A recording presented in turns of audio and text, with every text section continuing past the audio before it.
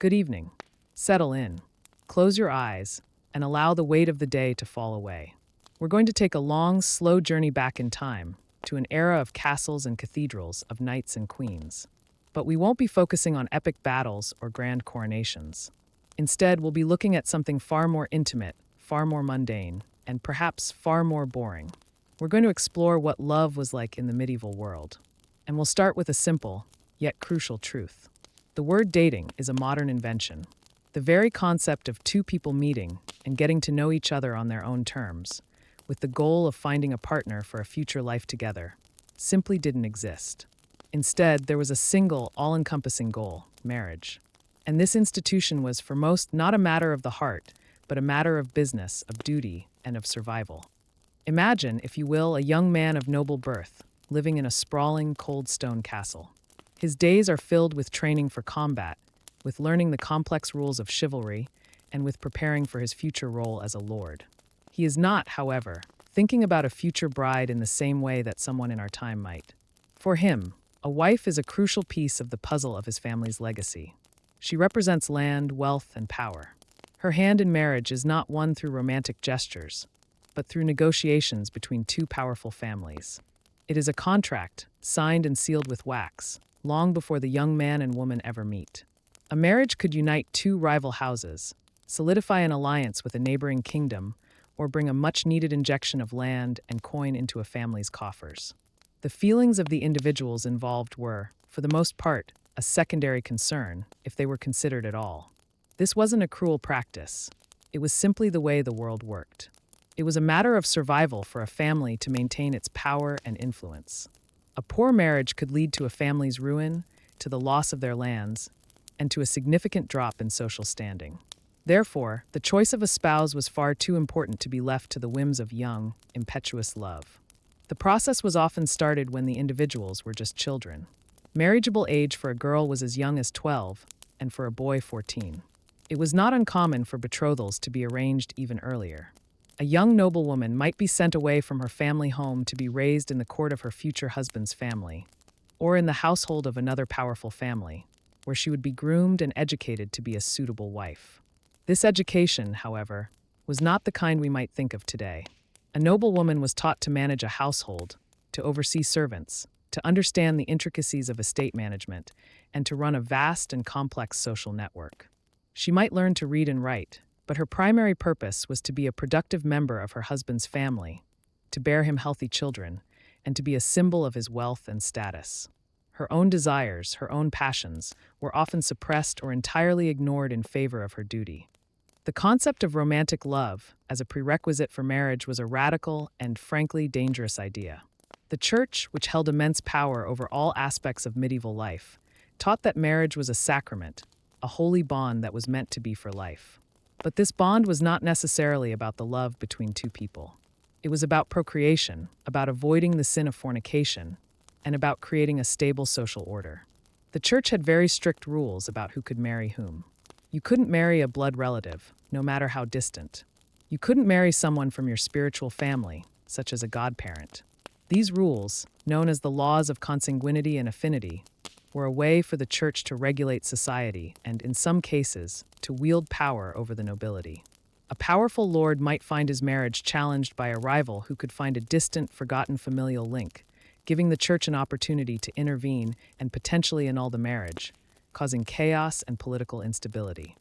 So, what did a young man and woman actually do if they were destined to marry a stranger? The first meeting might be at the wedding itself. It was a formal public affair, a display of power and wealth.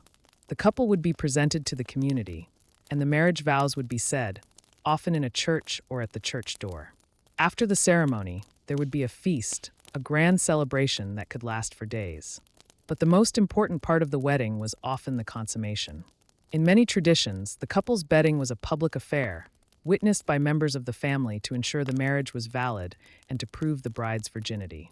This may sound shocking to us today, but in a world where lineage and legitimacy were everything, it was a necessary and accepted practice. The pressure on the young bride was immense. Her honor, and the honor of her family, depended on her proving her chastity. A non-virgin bride could bring shame and even the dissolution of the marriage, a fate worse than death for many women. The life of a woman in the medieval world was, from birth, a path that led to this single destination, marriage. A young girl, especially in a noble family, would be taught her future duties from a very young age. She would not attend a school or university as boys might, but would be educated within the confines of her home or in another noble household.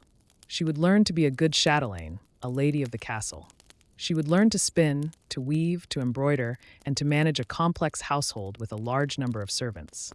Her days were structured and purposeful, aimed at preparing her for her role as a wife and a mother. This was not a life of freedom or personal choice. Her future was not her own to decide. Her father's duty was to secure a good marriage for her, and her duty was to accept it. This was the way of the world. It was a world of duty, of practicality, and of a stark understanding of one's place within the social order. It was a world where romance was a luxury, and we've explored the cold, hard reality of medieval marriage, a world of contracts, alliances, and duty. But there was another world, a world of dreams, poetry, and impossible passion that existed alongside this reality. It was a world known as courtly love. This was not the love that led to the marriage bed. It was something more beautiful, more dangerous, and for many entirely unattainable. It was a literary ideal, a game of intricate rules and powerful emotions, played out in the courts of Europe by troubadours and knights. This was a love that was often unrequited, often secret, and almost always outside the bonds of marriage. It was a love that sought to elevate the spirit, to ennoble the soul, and to inspire great deeds of bravery and artistry. The concept of courtly love began in the 12th century in the courts of southern France, and quickly spread throughout Europe.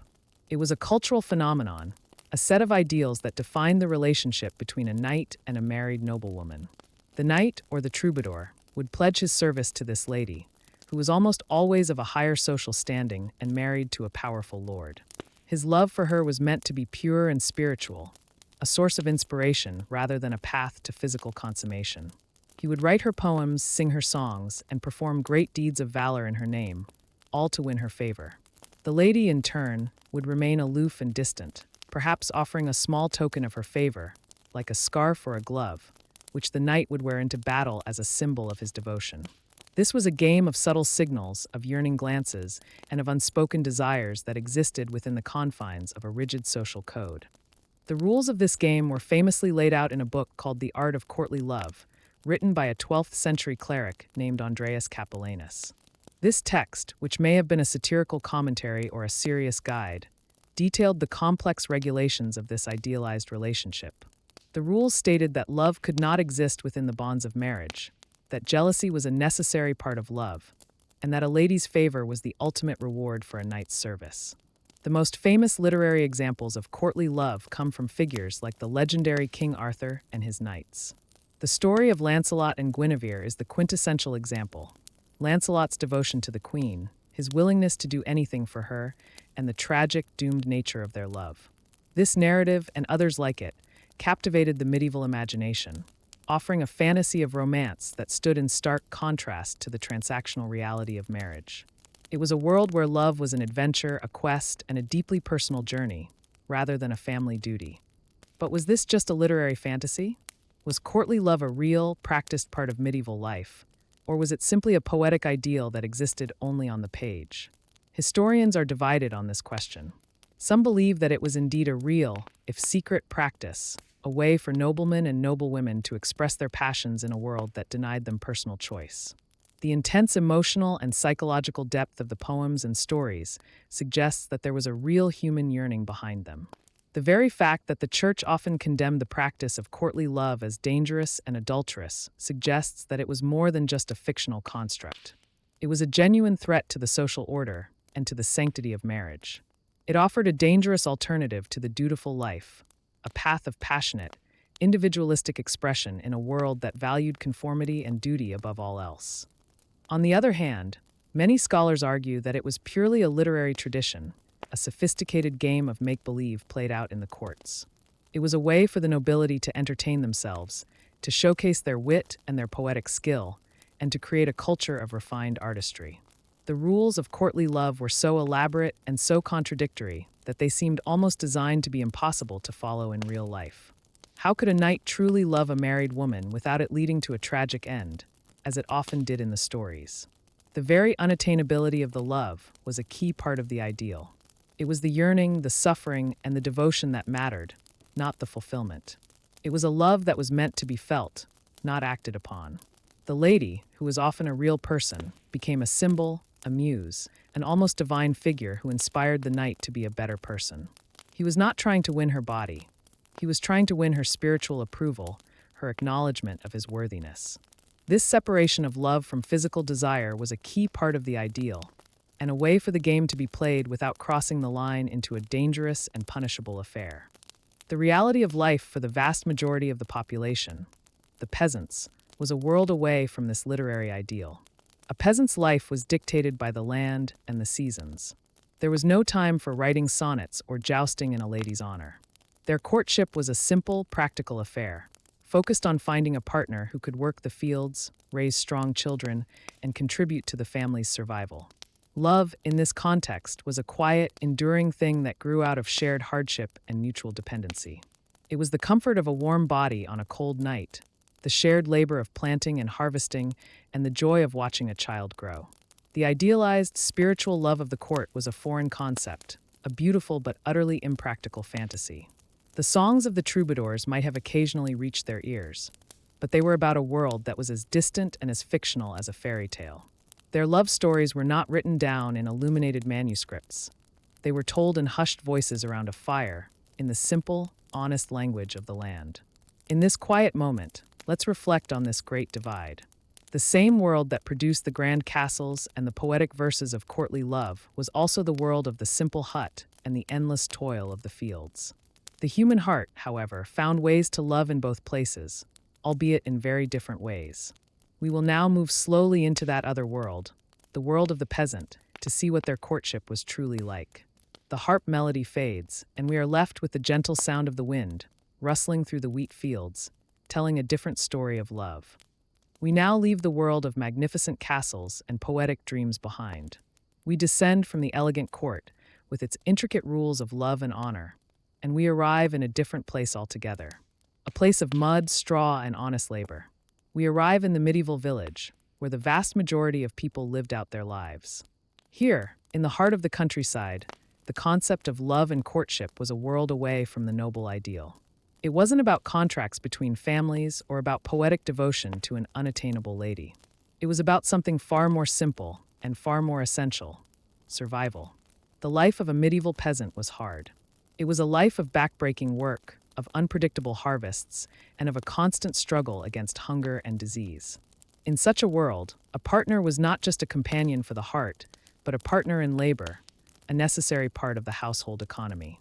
A good husband was a man who could work the land, who could protect his family, and who could provide for them. A good wife was a woman who could manage the household, raise children, and contribute to the family's well-being. Courtship, in this context, was a deeply practical affair, a process of finding a partner who was not only a good match for the heart, but a good match for the farm. So, where did a young peasant man and woman meet? Not in a royal court, and certainly not at a grand tournament. They met in the places where life happened. They met at the village market, where goods were bought and sold, and where news and gossip were exchanged. They met at the village well, where the women would gather to draw water and share stories. They met at the church, which was often the center of social life, not just for worship, but for community gatherings. And most importantly, they met at festivals and celebrations that marked the turning of the seasons. These festivals, often tied to Christian holidays or ancient pagan rites, were moments of release from the relentless toil of daily life. There would be dancing, music, and food. These were the rare opportunities for young men and women to interact freely, to flirt, and to get to know each other outside of the watchful eyes of their families. A young man might show off his strength in a wrestling match or his skill in a foot race, while a young woman might be admired for her dancing or her embroidery. These were the moments where a spark could be lit, where a simple glance across a crowded field could lead to a shy conversation and, eventually, to something more. The process of courtship was often a communal affair. It was not a private journey of two people, but a public one, involving the entire village. A young man might seek the permission of a woman's father to court her. Her father, in turn, would be concerned with the practical matters. Does the young man have a bit of land? Does he have a good reputation for hard work? Can he provide for her? Similarly, a woman's family would consider her dowry. While not as grand as a noble dowry of land and titles, a peasant dowry was a crucial part of the marriage agreement. It might consist of livestock, a few coins, or some valuable household items like a good pot or a chest of linens. This dowry was not just a gift to the husband. It was the wife's contribution to the new household, her share in the new life they were building together. It was a way of ensuring her value and her security. Without a dowry, even a small one, a woman's marriage prospects could be very slim. The dowry, like everything else in the peasant world, was a matter of practicality and necessity. There were also customs and rituals that were specific to peasant courtship. One of the most fascinating was the practice of hand fasting. This was an ancient tradition, often associated with pagan beliefs, but tolerated by the church in many places, in which a couple would publicly declare their intention to marry and would be bound together for a year and a day. During this time, they would live as husband and wife, and their union was seen as legitimate by the community. At the end of the year, they had the option to make their marriage permanent and formalize it with a church ceremony, or to go their separate ways without any shame or penalty. This was a form of trial marriage, a way for a couple to ensure that they were compatible and that they could work together before making a lifelong commitment. It was a remarkably practical and progressive custom for its time, and it speaks to the peasants' need for a functional partnership. If they couldn't work together, if they couldn't produce a child, then the partnership was not seen as a viable one for the harsh realities of their lives. Hand fasting was a way of testing the most important parts of their future life together, a way of ensuring that their love was built on a solid foundation of shared labor and mutual respect. The role of the church was still significant in the lives of peasants, but their regulations were often interpreted and applied in a more flexible, communal way. While the church preached against premarital sex, it was a common reality in many peasant communities. The consequences were often not as severe as they would be for the nobility, and the community was often more forgiving, as long as the couple eventually married. The shame of an illegitimate child was real, but in a world where every pair of hands was needed, a child was still seen as a valuable addition to the household, and the community would often rally around a family in need. The social pressure was not so much about upholding a grand code of honor, but about doing what was best for the community and for the survival of the village as a whole. A good person was someone who contributed, who worked hard, and who did their part. A good marriage was one that was productive and stable. It was a simple, honest worldview, and it was the foundation of love for the vast majority of people in the medieval world. So, in this quiet, earthy world, love was not a dramatic, all-consuming passion. It was a slow-growing plant, nurtured by shared work and simple pleasures. It was the warmth of a fire on a cold night, the shared meal at the end of a long day, and the quiet comfort of knowing that you were not alone in the hard struggle of life. It was a love that was practical, resilient, and deeply human. As we leave this village behind, let us carry this quiet understanding with us. We will now turn our attention to the immense power that shaped all of this, the all-encompassing presence of the Church. We will explore how its teachings on sin, chastity, and spousal duties created a moral framework for love and marriage that influenced everyone, from the lowliest peasant to the most powerful king. But for now, we can simply listen to the distant sounds of the countryside and feel the stillness of this long-ago life. The village sounds have faded, and we now find ourselves in a space that was, for the medieval person, the center of their moral universe. We are in the shadow of the great cathedral, under the ever-present gaze of the church. The church was not just a place of worship. It was a powerful institution that governed every aspect of life, from the moments of birth to the solemnity of death. And in no area was its influence more profound than in the realm of love, sex, and marriage. For the church, marriage was more than a contract or a practical necessity. It was a holy sacrament, a sacred bond ordained by God Himself. This belief shaped everything, from who you could marry to what your duties were within that marriage.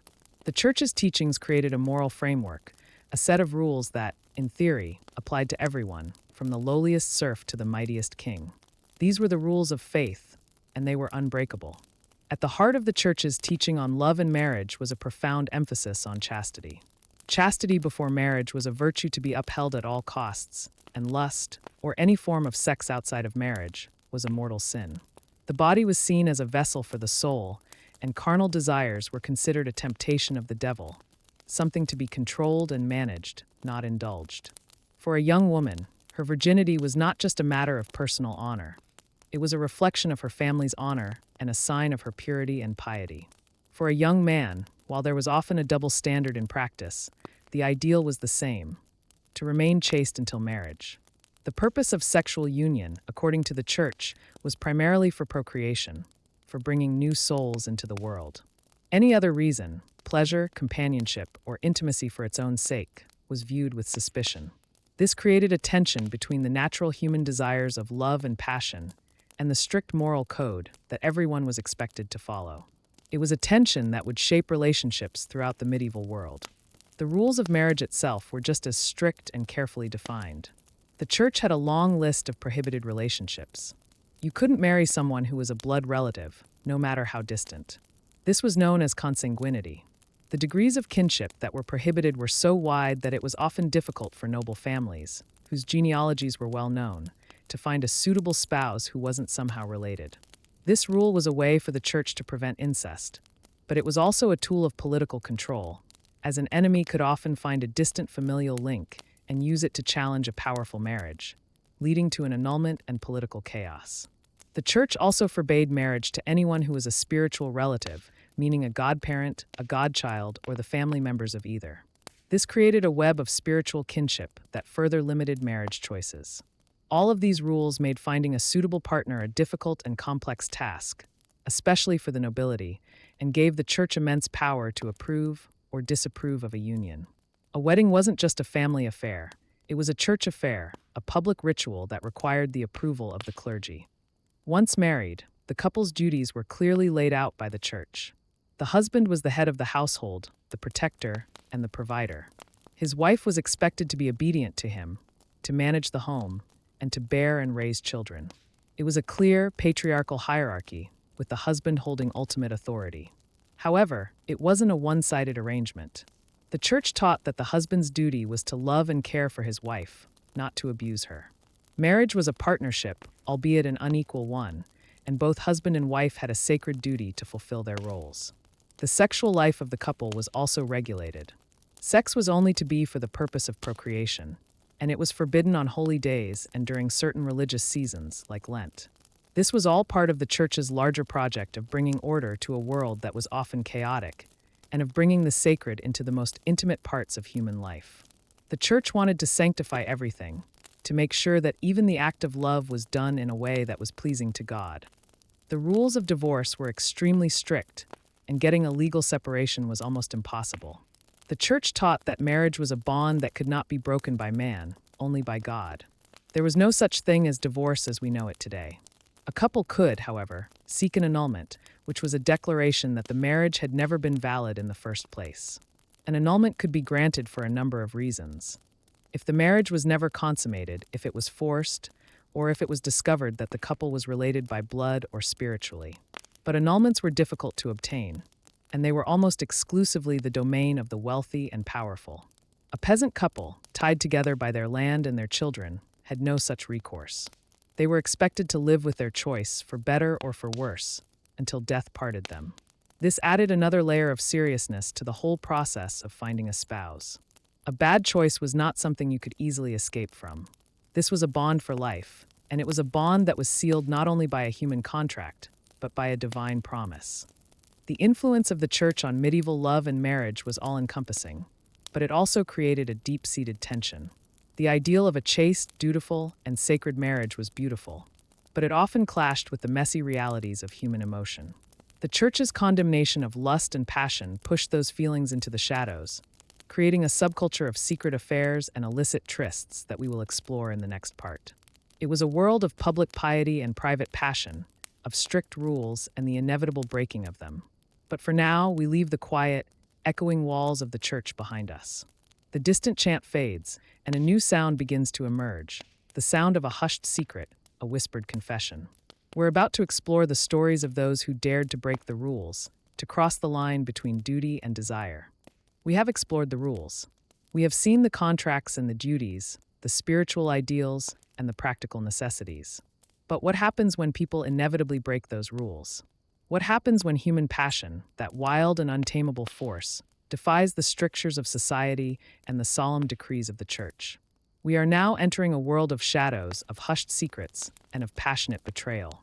This is the world of scandal and adultery, a world that existed in every corner of medieval society, from the lowest peasant cottage to the highest royal court. This was the hidden side of medieval love, a side that was full of danger, heartbreak, and in some cases, a desperate search for a love that was denied by a rigid social order.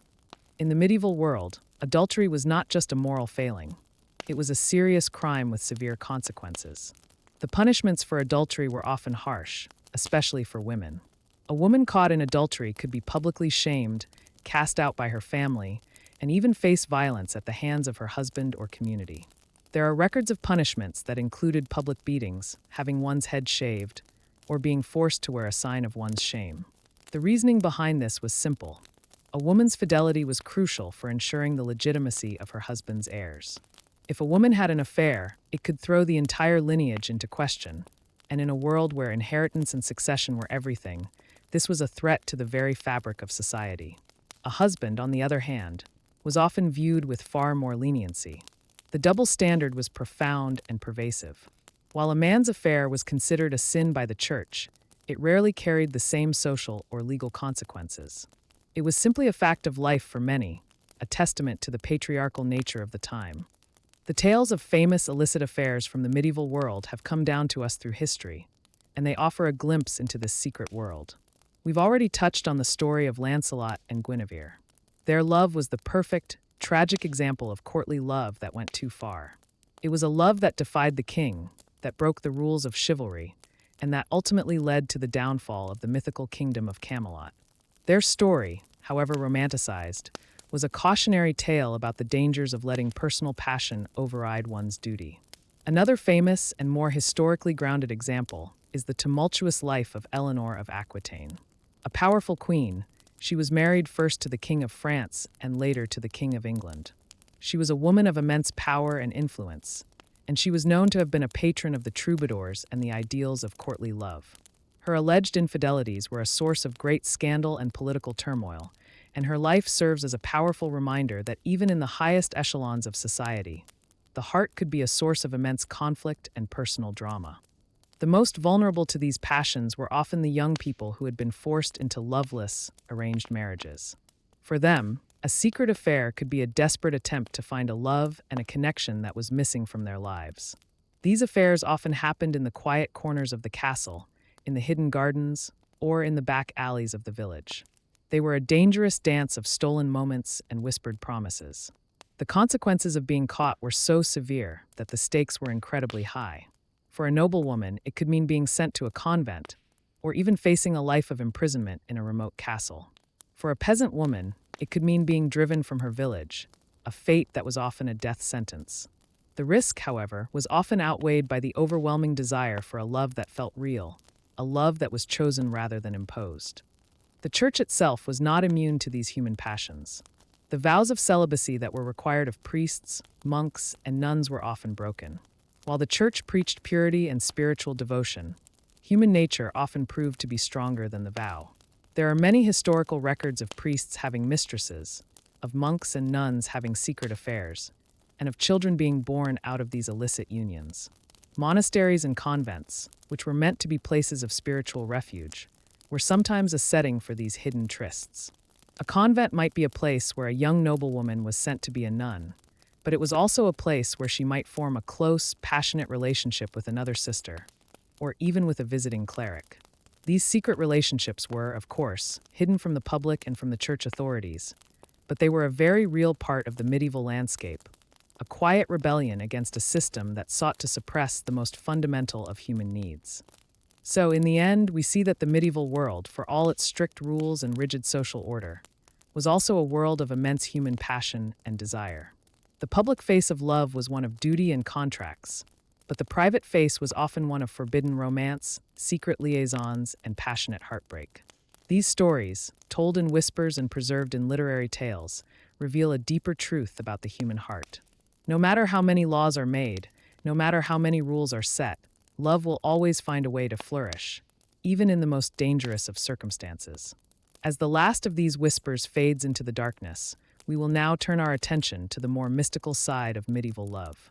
We will explore the world of love spells, superstitions, and medieval pickup lines, the magical and folkloric ways people tried to win the heart of their beloved. But for now, you can simply rest in the quiet darkness and let these whispered stories become a part of your dreams. We now step away from the shadows of scandal and into a world where the heart's desires were often sought through more mystical means.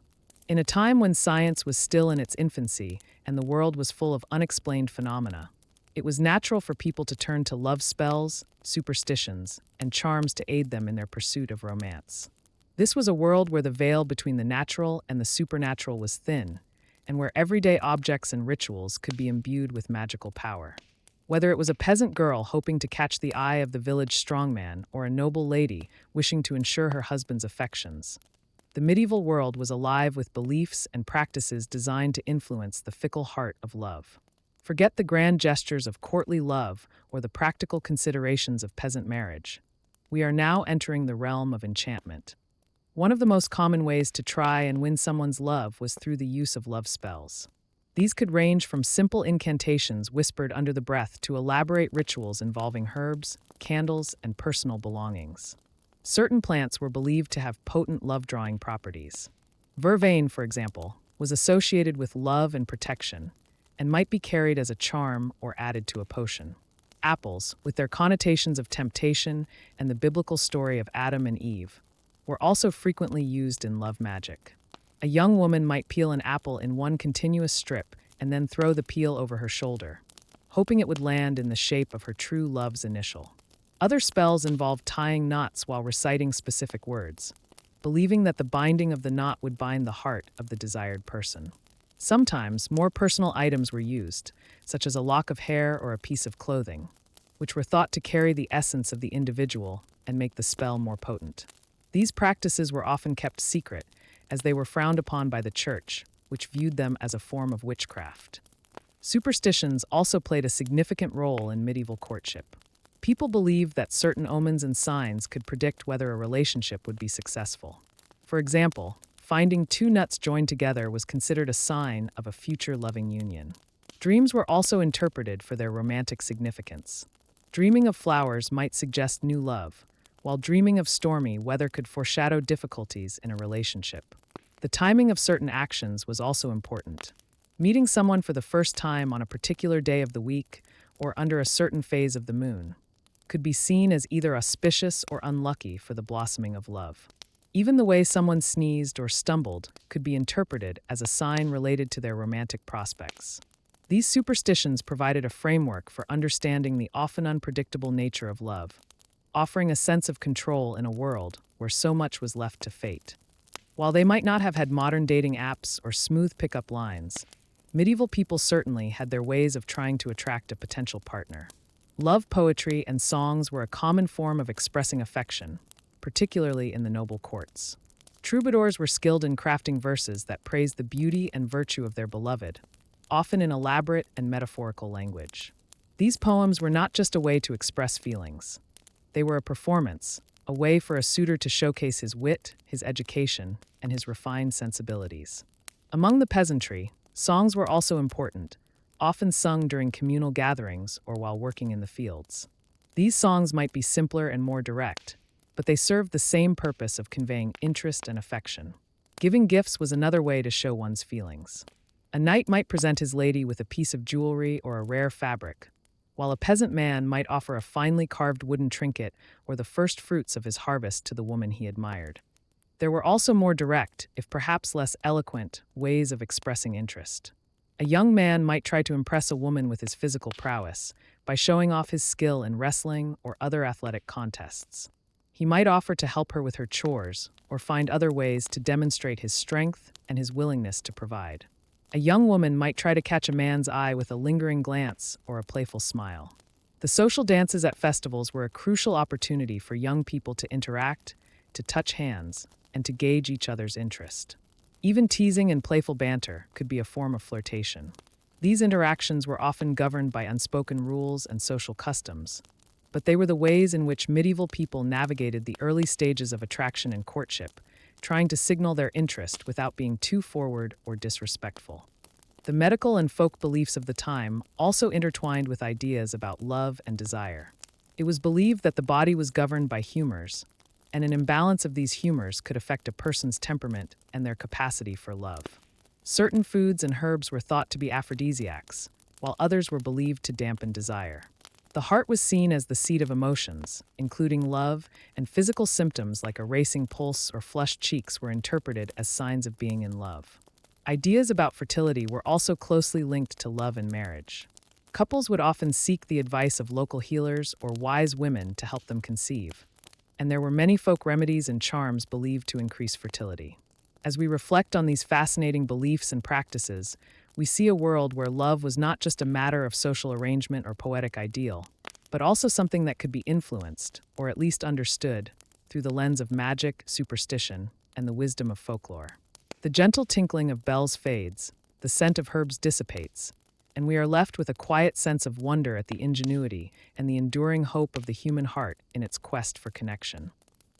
Our journey through the medieval landscape of love has so far focused primarily on Europe. But the world of the Middle Ages was vast and varied, filled with rich and complex cultures that had their own unique traditions and perspectives on courtship, marriage, and the intricacies of the human heart. As we broaden our horizons, we will now take a gentle journey beyond Europe to explore how love and relationships were understood and practiced in other parts of the world during this fascinating era. We will touch upon the grandeur of the Byzantine Empire, the intellectual flourishing of the Islamic Golden Age, and the long-standing traditions of medieval China, each offering a distinct lens through which to view the timeless pursuit of human connection. To the east, the Byzantine Empire, the enduring legacy of the Roman Empire in the East, had its own distinct approach to marriage and alliance. For the ruling classes, marriage was often a matter of high politics, used to forge diplomatic ties and secure the imperial lineage. Arranged marriages were the norm, and the selection of a spouse for the emperor or other high-ranking nobles was a carefully orchestrated affair, involving considerations of lineage, power, and even religious compatibility. While romantic love was not necessarily the primary factor in these unions, it could certainly develop over time within the bonds of marriage. The Byzantine court was a place of great ceremony and tradition, and the rituals surrounding betrothal and marriage were elaborate affairs, often involving the church and the state in equal measure. For the common people in the Byzantine Empire, life was often more grounded in tradition and community, with families playing a significant role in the selection of spouses. Religious customs and social standing were important considerations, much like in other parts of the medieval world, but the specific rituals and expectations varied within the diverse cultural tapestry of the empire. Further to the south and east, the Islamic Golden Age, roughly from the 8th to the 13th centuries, was a period of immense intellectual, cultural, and scientific advancement. Islamic teachings, based on the Quran and the Hadith, sayings and traditions of the Prophet Muhammad, provided a framework for marriage and family life. Marriage was considered a sacred contract, intended to provide companionship, procreation, and mutual support. While arranged marriages were common, there was also an emphasis on the consent of both the bride and the groom.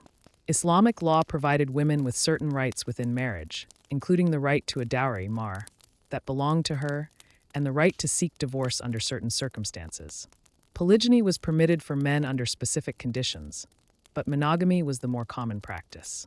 Love and romance were celebrated in poetry and literature, often with a deep spiritual dimension. Sufi mystical traditions, in particular, used the metaphor of earthly love to describe the soul's yearning for the divine. While societal norms often emphasized modesty and familial honor, the rich literary heritage of the Islamic Golden Age reveals a deep appreciation for the complexities and beauty of human relationships. In the distant lands of medieval China, spanning dynasties like the Tang, Song, and Yuan, marriage was deeply embedded within the Confucian social structure, emphasizing filial piety and familial continuity. Marriages were almost universally arranged by families, with matchmakers playing a crucial role in finding suitable partners based on social status, family background, and astrological compatibility. Romantic love was not typically seen as the primary basis for marriage. Rather, the focus was on creating a stable and harmonious family unit that would honor ancestors and ensure the continuation of the family line. The concept of face, and the importance of maintaining social harmony meant that marriage was a serious undertaking with significant implications for both families involved. Dowries were a significant aspect of marriage, often including land, money, and valuable goods that the bride brought to the new household. While the lives of men and women were often quite separate, with women traditionally confined to the domestic sphere, there were certainly stories and poems that hinted at deeper emotional connections within marriage and expressions of longing and affection. Concubinage was also a practice within certain social classes, adding another layer of complexity to relationships. As we briefly glimpse these diverse traditions, we see that while the fundamental human desires for companionship and connection are universal, the ways in which these desires were expressed and formalized varied greatly across the medieval world. From the political marriages of the Byzantine elite to the consent-based unions in Islamic societies and the family-centered arrangements in China, each culture developed its own unique customs and beliefs surrounding love and marriage, shaped by their specific histories, religions, and social structures. These traditions offer a valuable reminder that the European experience, while important to our understanding of the medieval period, was just one facet of a much larger and more intricate global tapestry. The subtle sounds of these distant lands now begin to gently fade, blending into a quiet contemplation of the rich diversity of human experience. We have one final step in our journey through medieval love, a moment to reflect on the enduring legacy of these long-ago traditions and how they might have subtly influenced the way we think about love and relationships today. But for now, let us simply rest in the awareness of this wider world and allow its gentle sounds to carry you into a peaceful state of reflection. And so, our long, slow journey through the medieval world of love comes to a close. We have walked in the footsteps of kings and queens, of poets and peasants. We have seen a world where love was a contract, a poem, and a secret. We have explored the strict rules of the church, the wild passion of forbidden affairs, the simple practicality of peasant courtship, and the rich traditions of cultures beyond Europe. As we now rest in the quiet stillness, it's a good time to reflect on what this long-ago world has left us. What is the legacy of medieval love, and how did these ancient ideas lay the groundwork for the way we think about love and relationships today? The answer is not as simple as we might think. It is a slow, quiet, and beautiful evolution, a transformation that took centuries to unfold. The most profound shift, a quiet echo of the medieval world, is the slow move from marriage as a family matter to marriage as a personal one. For most of the Middle Ages, as we've seen, marriage was about alliances, about land, and about family. The feelings of the individuals involved were secondary to the needs of the larger family unit. But the seeds of change were already being sown. The stories of courtly love, for all their poetic idealism, introduced the radical idea that a person's individual feelings and desires were important. The passionate, doomed love of a Lancelot or a Tristan, however fictional, spoke to a deep human yearning for a love that was chosen, not imposed. This ideal, while often separate from the reality of marriage, slowly began to influence it. Over time, the concept of romantic love as a prerequisite for marriage began to grow. It started as a small, subversive idea, and slowly, over centuries, it became the social expectation it is today. We now live in a world where a marriage without love is seen as a tragedy, not a sensible contract. And that is a quiet, powerful legacy of the medieval poets and dreamers who dared to imagine a love that was personal, passionate, and chosen. The influence of the church, too, left its mark. The idea of marriage as a sacred, lifelong bond, as a sacrament blessed by God, still resonates deeply in many cultures and faiths today. While the rules of consanguinity and spiritual kinship may have faded into history, the core belief that marriage is a serious, committed partnership, a vow to be upheld, remains a powerful force. Even in secular societies, the wedding ceremony often retains a sense of solemnity and sacredness, a public declaration of a bond that is meant to last. The medieval church, for all its strictness, gave us a deep and enduring sense of the importance of the marital vow, a sense that a promise made to another person is a promise that should be kept, no matter what. It was a rigorous and at times oppressive system, but its emphasis on commitment and fidelity is a legacy that has endured and evolved. Even the practical, earthy love of the medieval peasant left its quiet mark. The idea of a partner as a true companion, a partner in life and labor, is a deeply resonant one. While we may not be working in the fields together, the idea that a successful relationship is built on a foundation of shared work, mutual support, and a common goal is a timeless one. The practicalities of a peasant marriage, the shared burdens, the communal support, the focus on survival, have been transformed into the modern idea of a partner as a teammate, someone who is there to support you through the good times and the bad. The simple, honest love of the village has become the quiet, enduring love of a modern partnership. It is a love built on respect, shared experience, and a deep, abiding sense of connection. So, as we conclude our journey, we can see that the history of medieval love is not just a collection of dusty facts and old stories. It is a living history, a quiet, flowing river that has shaped the landscape of our own hearts. The contracts, the poems, the secrets, and the simple promises of the medieval world have all contributed to our modern understanding of love. The longing for a love that is both a practical partnership and a passionate, personal choice is a tension that we have inherited from these long ago people. They were a world of contradictions, of duty and desire, of strict rules and the inevitable breaking of them. But in their struggles and their triumphs, in their quiet moments of connection and their grand gestures of passion, they were, in their own way, searching for the same things we are today. A sense of belonging, a connection that is both meaningful and real, and the quiet comfort of knowing that we are not alone. And with that thought, we can simply close our eyes and let the long, slow, boring history of medieval love become a part of our peaceful, quiet dreams.